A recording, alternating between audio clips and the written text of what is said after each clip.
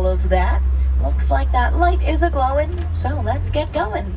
We are going to start our adventure together by making our way into the Little Ituri Forest.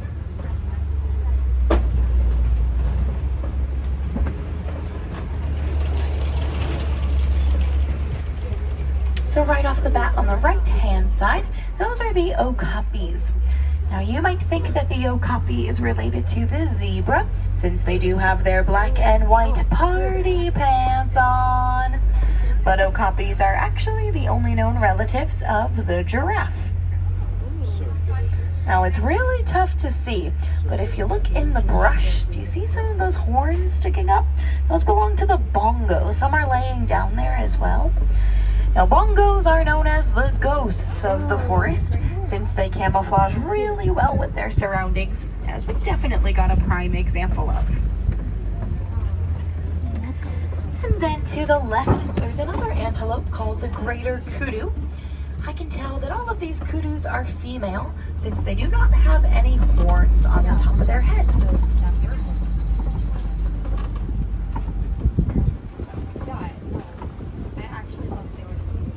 Now, an animal that's pretty well known for its horns is coming up on the left-hand side. It's laying down right up against the rock ridge closest to us. It's the black rhinoceros. Can you see it there? It's camouflaging really well because of the dried mud splashed up onto its back, so it almost looks kind of orange in color.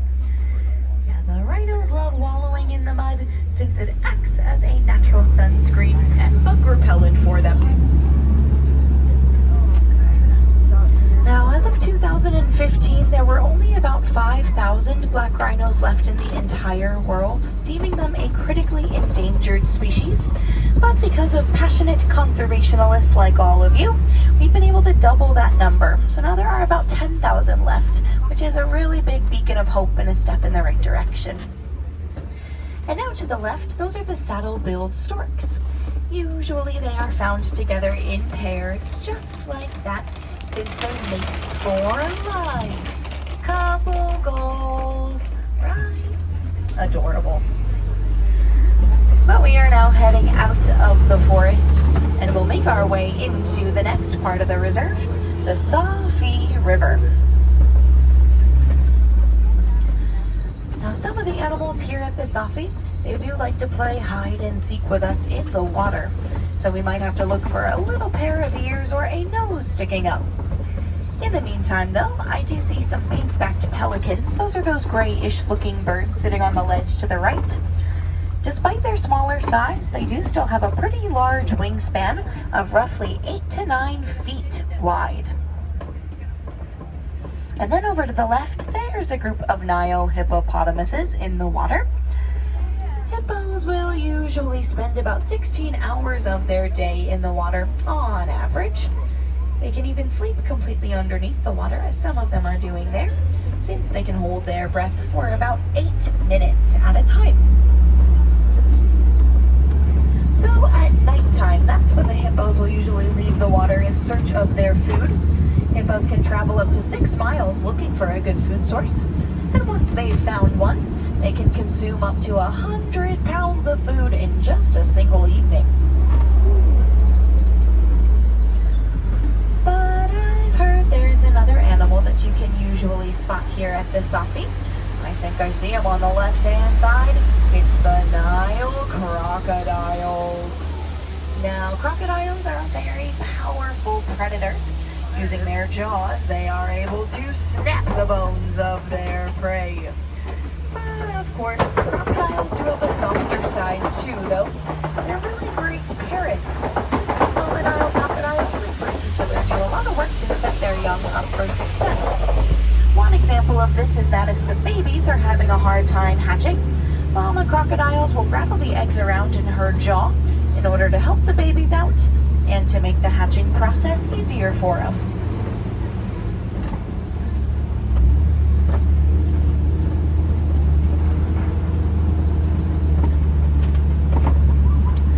But it looks like our surroundings are changing here.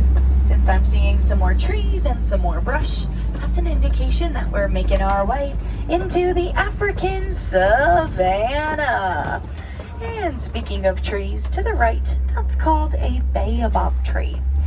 Baobab trees play a key part of the ecosystem since they can store thousands of gallons of water inside their trunks for about 9 months out of the year. So because the animals rely on this tree as a water source, that's why baobab trees are nicknamed the tree of life.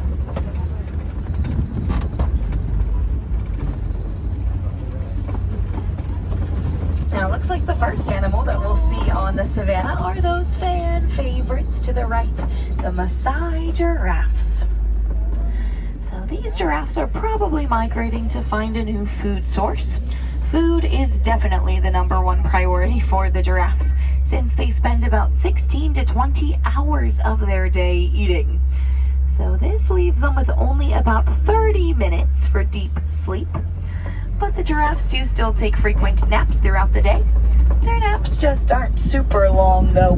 They only last about 2 to 3 minutes at a time. So giraffes will usually sleep standing up.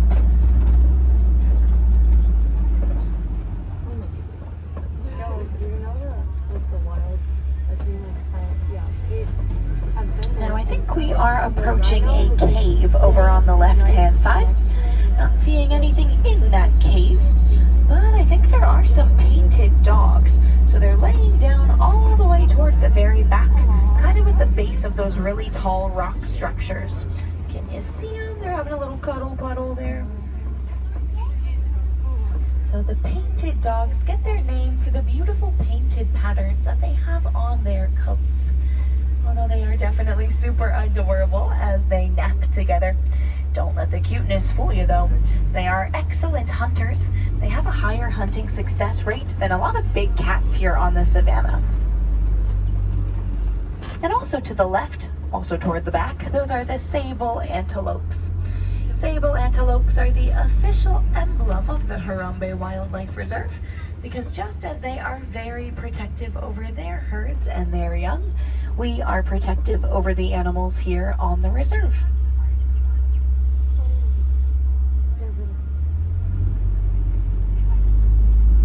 The sable antelopes are actually one of the only antelope species known to fight back against their predators. So that's another reason why they make a really excellent emblem for us.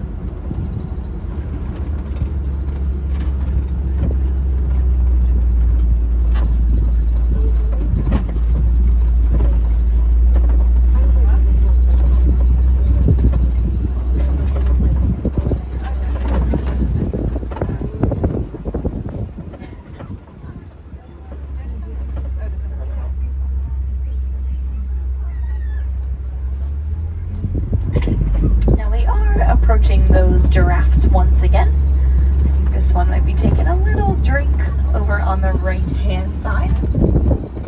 So because the giraffes are so tall, sometimes they have to bend those necks down to get to their food or water source.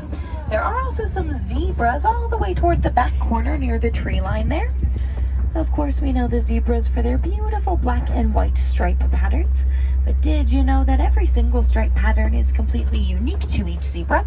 Just like how our human fingerprints are unique to each one of us.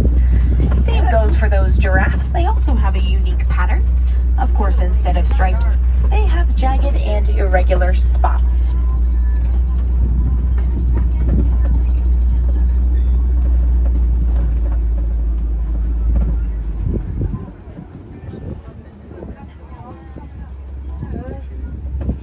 In addition to those giraffes out there, there are some wildebeest as well. Most of them are hanging out toward the top of the hill. Wildebeest are migratory animals. When they migrate, they can do it in numbers of up to 1.5 million. Now there's another tiny animal kind of up there near those wildebeest called springboks.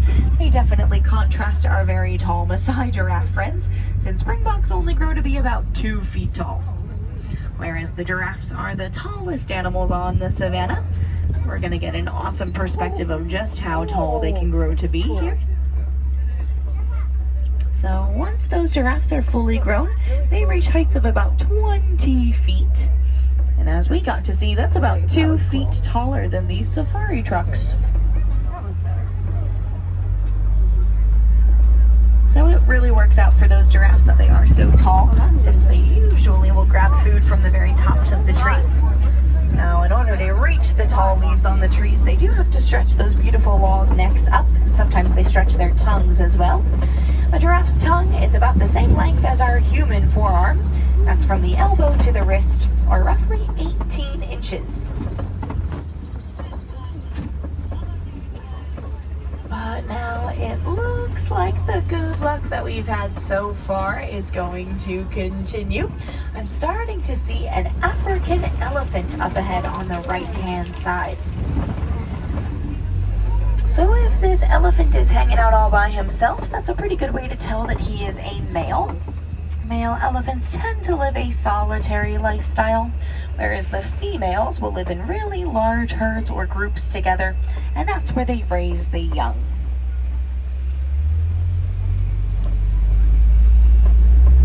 Now, I'm definitely really happy that we had such a great view of at least one elephant so far on our safari, especially because elephants are considered an endangered species, mainly due to things like the poaching of their ivory tusks and because of significant habitat loss. Now, luckily, there are a lot of organizations out there that do some cool work to try to help these animals out. One of those organizations is the Disney Conservation Fund. So my personal favorite conservation success story has to do with something called the Elephants and Bees Project. So this project came about because there was a big conflict occurring in Africa between the elephants and the farmers. You see, elephants were wandering into the farmers' crops and therefore destroying them, which didn't make the farmers super happy. So once the Disney Conservation Fund learned that elephants are afraid of bees, they applied this knowledge by building fences made out of beehives, and they put them all along the farmers' crops, therefore protecting and saving the elephants, and they gave the farmers an extra crop to sell too, which is the honey from the bees. So it was a win-win for everyone involved.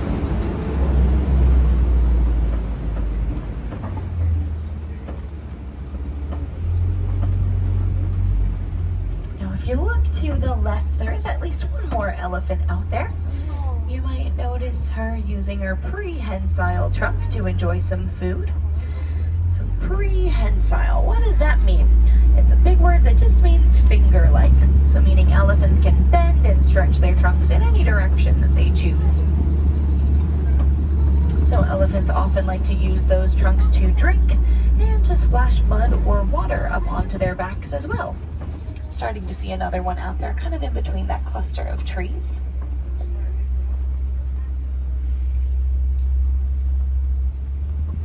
They're so cute.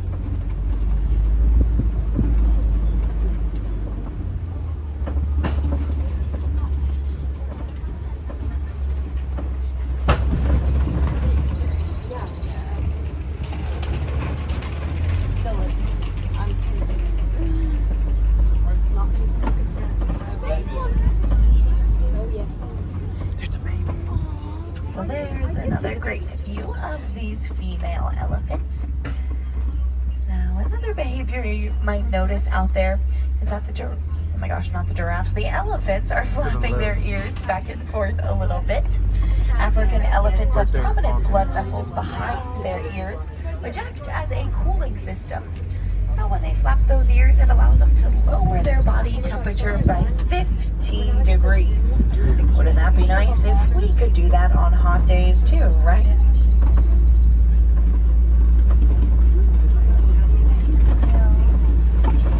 And now as we head through the watering hole, that means we're a little closer to another animal that we know and love. It's the greater flamingos. So, of course, we know that flamingos are pink, right? Well, when they're born, they are instead a light grayish color. They kind of look like little light gray fluff balls at birth. So baby flamingos won't get that completely pink color until they turn about 2 to 2.5 years old and consume lots of brine shrimp. Brine shrimp contains a substance known as beta-carotene, and that is what turns the flamingos pink.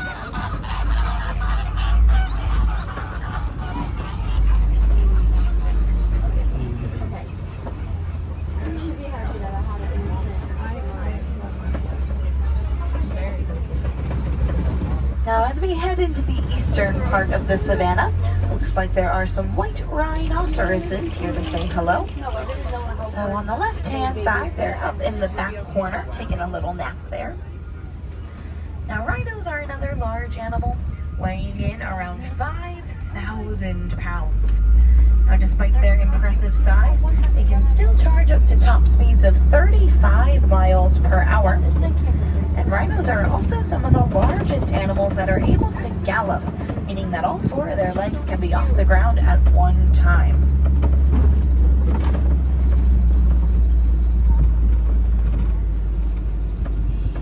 Now a group of rhinos is called a crash, but there's not much crashing going on at the moment. They're very gentle giants as they rest there.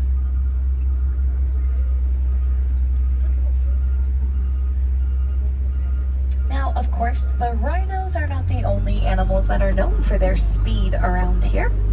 And the eastern part of the savannah is also considered big cat territory.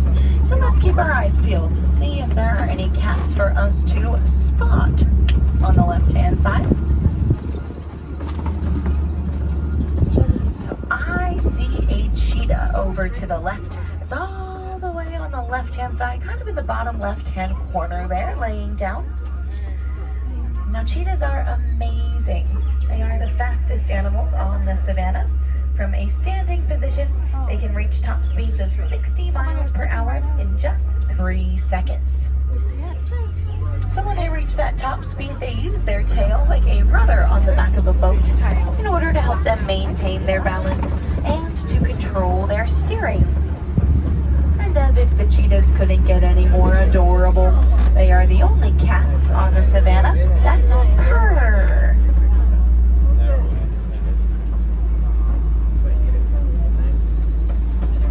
Now speaking of cats, over to the left, you might see that male lion taking a little cat nap on the rock in the shade there. So lions really enjoy their rest. Lions will rest for about 16 to 20 hours of their day. Lions are much more active at night since that's when their eyesight gets 6 times better. There are some white rhinos over to the right once again, so good views on either side. Now I also see that female lion laying down to the left. So at nighttime, that's when the lion's eyesight gets 6 times better. So that's when the females will head on out and do the hunting for the pride, and the males hang back and make sure that their pride is protected. Now, we have unfortunately lost about half of the lion population over the past 20 years, so lions are another animal that could use a little bit of human help. So if you'd like to lend a hand in order to help save and protect some of the animals we've seen, one way to do so could be by making a donation to the Disney Conservation Fund at any merchandise location here in the park. Not only do they give you a beautiful pin that thanks you for being a conservation hero, but Disney will also match your donations dollar for dollar, cent for cent, so every little bit truly does count. The Disney Conservation Fund has done a lot of awesome work to help those white rhinos out as well. I believe they've donated a little over $200 million for rhino conservation. Now, of course, my friends, donating is not the only way to help these animals. Even just taking a safari and choosing to learn more about them was a really great first step.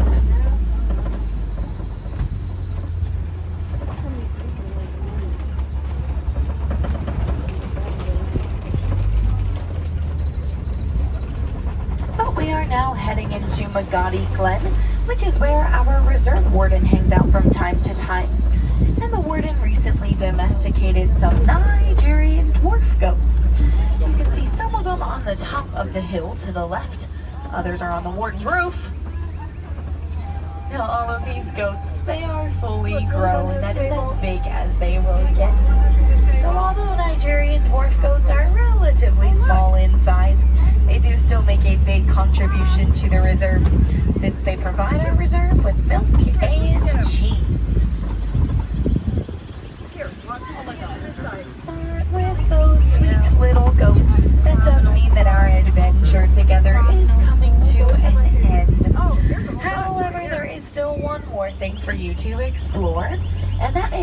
these animals made you feel? Did they make you smile or make you laugh? Did the animals or their facts make you gasp in amazement? Well, if so, then I invite you to head on home and share some of these experiences. Not only so you can relive this adventure over and over again, but that way you can help to spread awareness about some of the amazing animals we got to see. Now, you might be thinking, well, I'm just one person, so how do I make a difference? But I want to remind you, my friends, that one of the biggest threats to both these animals and to our beautiful planet here is the belief that someone else is going to save them.